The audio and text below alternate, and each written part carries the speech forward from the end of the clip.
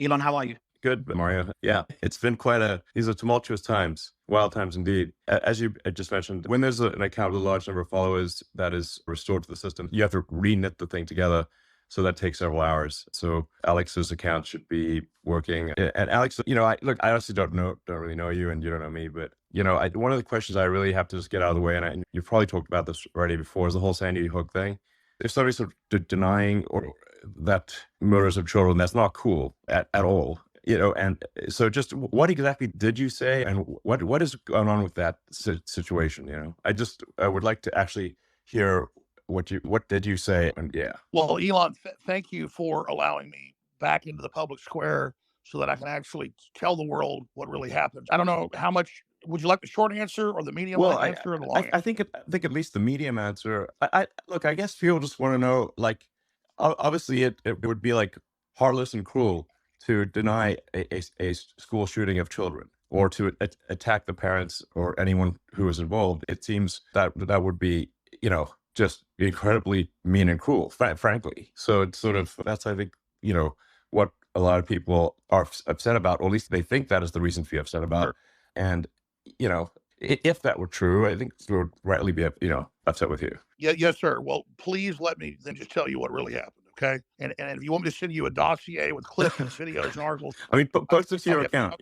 yes, sir, I will do that. So let me tell you what happened. I'm a guy that didn't go to college. I mean, a few years of community college. I started out on Access TV 29 years ago. I was not professionally trained. And by 2000, I had 30 million viewers and listeners a day conservatively. I was the biggest show, as big as Rogan is now or bigger. And I had a very small operation and did not even understand how powerful I was. And so when that event, I just call it the school shooting, which I do believe happened 11 years ago, the internet exploded and it was the top story for off and on for years with all these professors and former school safety people and all of them saying they believed it was a drill. And I simply covered them covering that.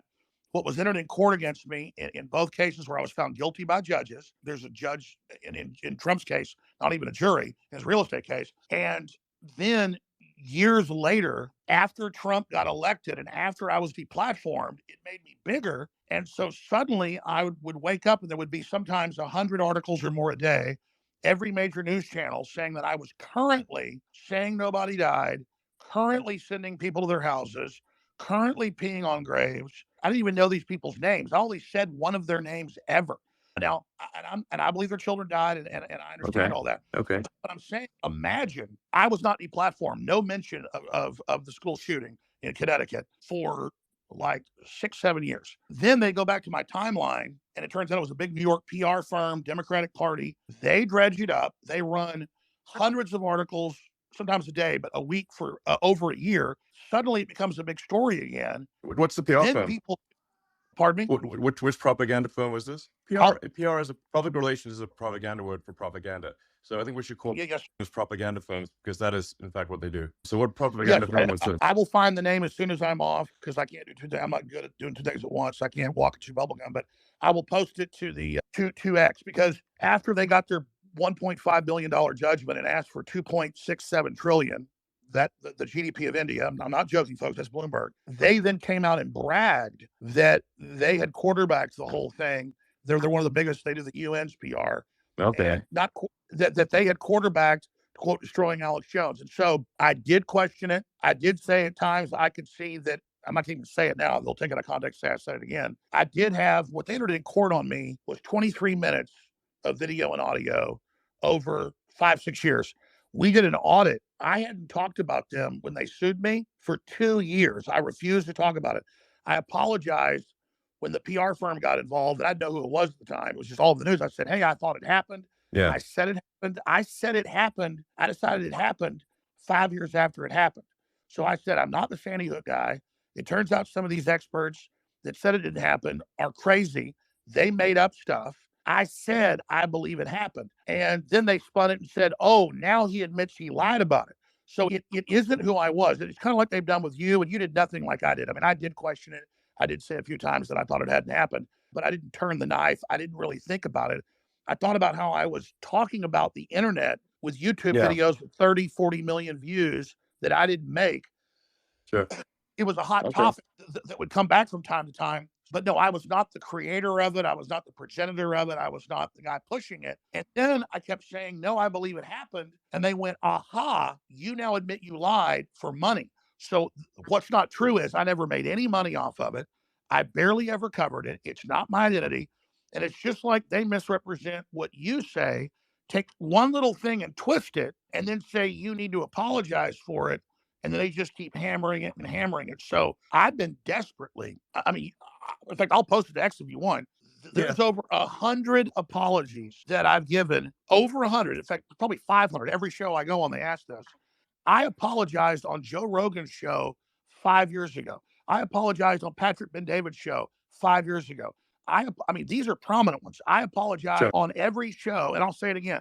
I apologize that I just gave my commentary because I'm really just a guy that talk radio host. So I do that on the internet. I just take calls, interview guests, and that I played devil's advocate. And if that hurt people's feelings, I apologize. But I did not send people to your houses. I did not pee on graves. I don't know any of the stuff that went on. And then when they had the trials after I was found guilty, trials on damages, there was never any video of people peeing on graves, any video of people at houses. There was an FBI agent who was there that day at the tragic event in New Haven, Connecticut, with Sandy. Like I said the name. He was there and he didn't have an FBI vest on and his gun was pointed the wrong direction, pointed upside down. The internet questioned him. When he got on the stand in Connecticut, my lawyer said, has Mr. Jones ever said your name? No. Has Mr. Jones ever put your picture on the internet? No. Have any of his hosts done it? No. Has InfoWars ever put your picture out or said your name? No. What happened to you, sir? One man, he said, called 8 years ago now and asked me if I was really an FBI agent. The jury gave him $94 million that doesn't exist. 94 million that never said his name. So I challenge people to find me say any of their names. I said one guy's name and I apologized to him on the stand. The thing had probably 100 million views on 5 or 6 different YouTube videos of him smiling and laughing before he walked to the mic. I played the clip one time and said, yeah, that looks like he's an actor.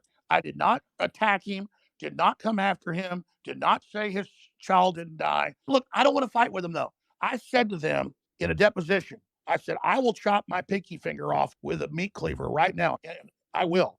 If you'll just leave me alone and stop saying I made hundreds of millions of dollars off of you and stop saying I'm attacking you.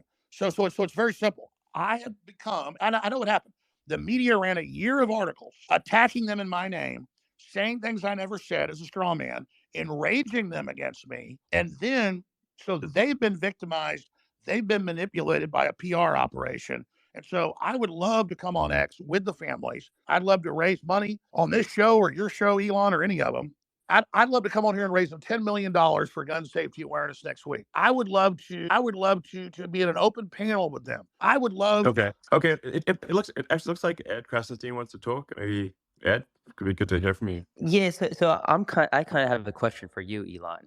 So Okay. let's say Well, that okay. I mean, this well, is not an no, no, opportunity to interview me. no, it's in regards to Alex Jones though. Okay. It's related. So Okay. let's say Alex Jones or somebody else does the same thing, but clearly directly claims that a school shooting did not take place when we know it did.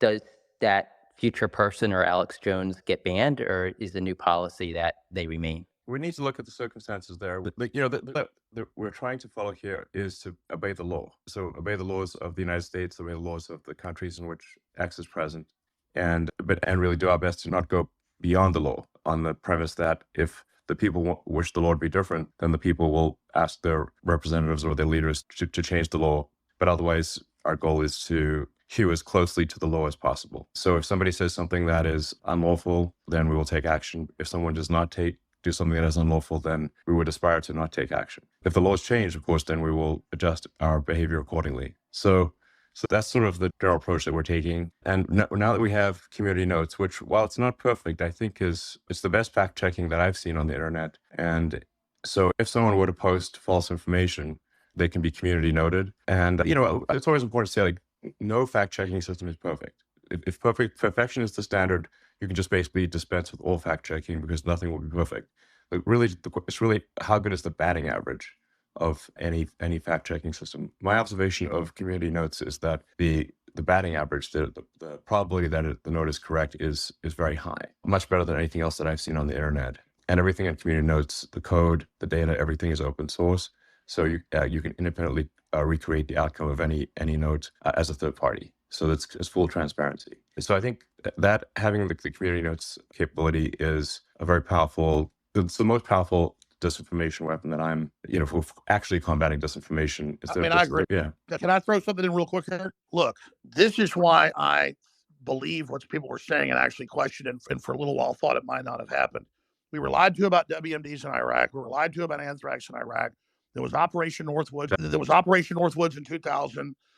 ABC News, declassified. The U.S. government planned to stage fake mass shootings and blowing up airlines with people that would take off and would land, CIA, and then they would actually just blow up a drone plane and then claim a mass event had happened or claim a mass fake shooting happened. So Jussie Smollett lied about what he did. Hezbollah and Hamas, Hezbollah ran it, did kill a lot of Israelis, condemned the attack, but it wasn't true that they cut a bunch of kids' heads off. Even the White House and Israel has to admit that.